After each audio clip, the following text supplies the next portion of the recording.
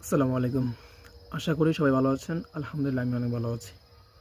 তো নামাজ আমাদের জন্য কতটুকু গুরুত্বপূর্ণ? আসলে নামাজ ছাড়া জান্নাতে যাওয়া যাবে না। আমরা অনেকেই কিন্তু প্রতিনিয়ত নামাজের কথা আমরা শুনতেছি। নামাজ পড়লে কী হবে, নামাজ ছেড়ে দিলে কী হবে, আমরা সবই জানি, বুঝি। বাট আমরা ভাই জানার পরেও, বোঝার পরেও, শোনার পরেও আমরা কেন নামাজের প্রতি যত্নবান হতে পারতেছি না ভাই? কারণ হচ্ছে একটাই, যে আমরা নিশ্চিত হারামের রিলেটেড আছি। সুতরাং আমাদের প্রথমে উচিত হারাম জিনিসগুলোকে বর্জন করে ফেলা। এটা হচ্ছে একটা। আরেকটা হচ্ছে যে ভাই, আমরা কিন্তু আমাদের মৃত্যুর কথা কেউই জানি না। যে কোনো মুহূর্তে আমাদের যে কারণে মৃত্যু হতে পারে।